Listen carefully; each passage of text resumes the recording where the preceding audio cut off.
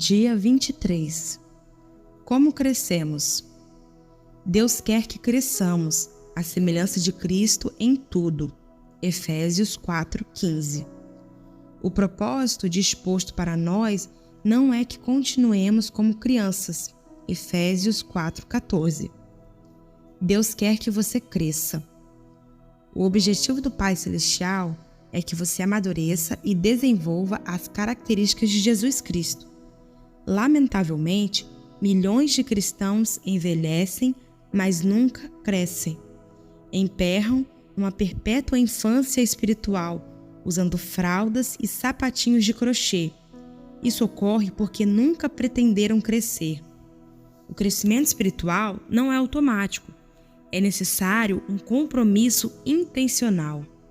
Você deve querer crescer, decidir crescer, esforçar-se para crescer e persistir em crescer. O discipulado, processo de se tornar semelhante a Cristo, sempre começa com uma decisão. Jesus nos chama e nós respondemos: venha, seja meu discípulo. Jesus lhe disse. Então Mateus levantou-se e o seguiu. Quando os primeiros discípulos escolheram seguir Jesus, não compreendiam todas as implicações da decisão que haviam tomado. Simplesmente atenderam ao convite do Mestre. Isso é tudo que você precisa para começar: decidir tornar-se um discípulo. Nada influencia mais sua vida que os compromissos que você escolhe assumir.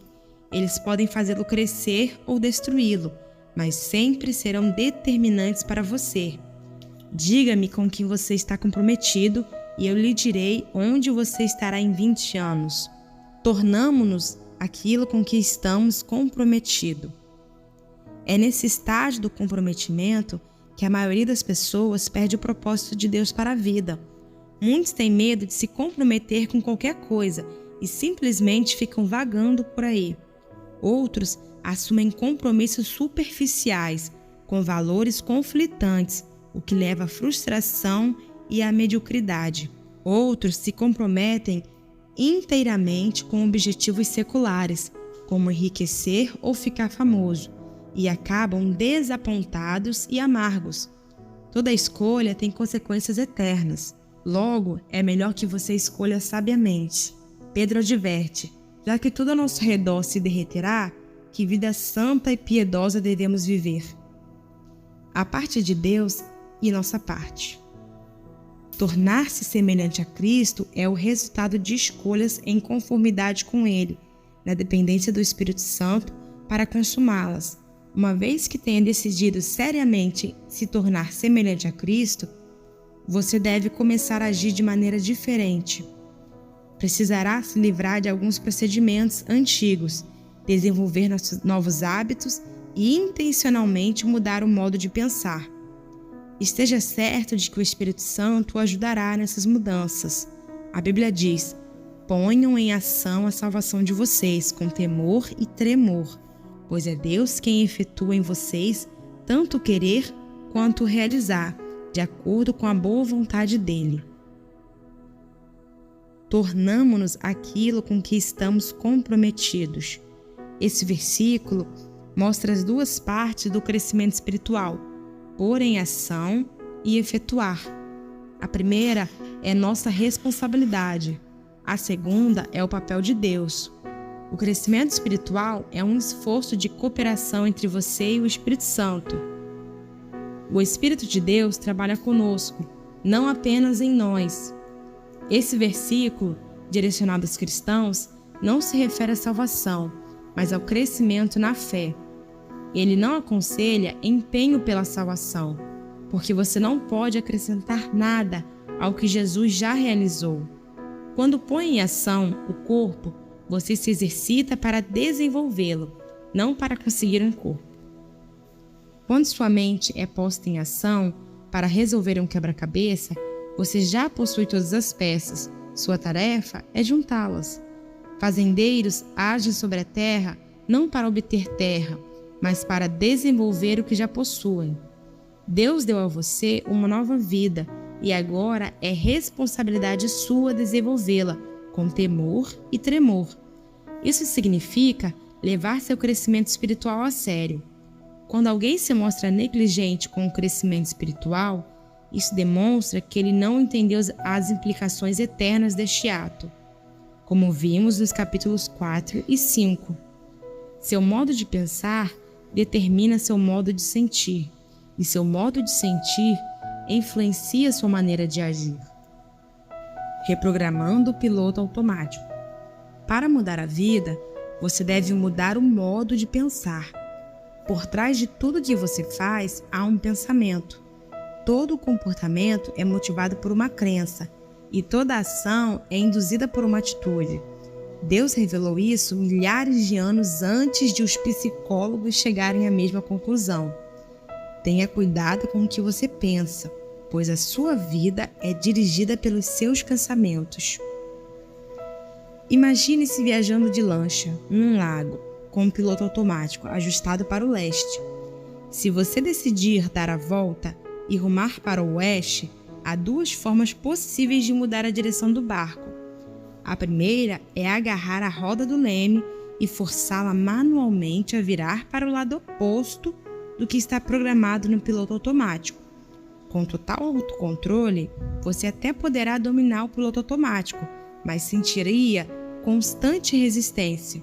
Seus braços acabariam por se cansar do esforço e soltaria a roda do leme, e a lancha instantaneamente voltaria a rumar para o leste, conforme o programado. É isso que acontece quando você tenta mudar de vida pelo autocontrole. Você diz: vou me esforçar para comer menos, fazer mais exercícios, deixar de me atrasar e de ser desorganizado. Sim, o autocontrole pode produzir mudanças no curto prazo, mas cria uma constante pressão interna, já que você não tratou a raiz do problema. A mudança não é natural, então você acaba por desistir, abandona a dieta, deixa de se exercitar e rapidamente retorna aos antigos padrões. A segunda maneira é mais rápida e fácil. Altere o ajuste do piloto automático, sua forma de pensar. A Bíblia diz: permita que Deus o transforme em uma nova pessoa, mudando a maneira de você pensar. O primeiro passo em direção ao crescimento espiritual é mudar o modo de pensar. Toda mudança deve sempre ocorrer primeiro na mente. O modo de pensar determina o modo de sentir, e o modo de sentir influencia a maneira de agir.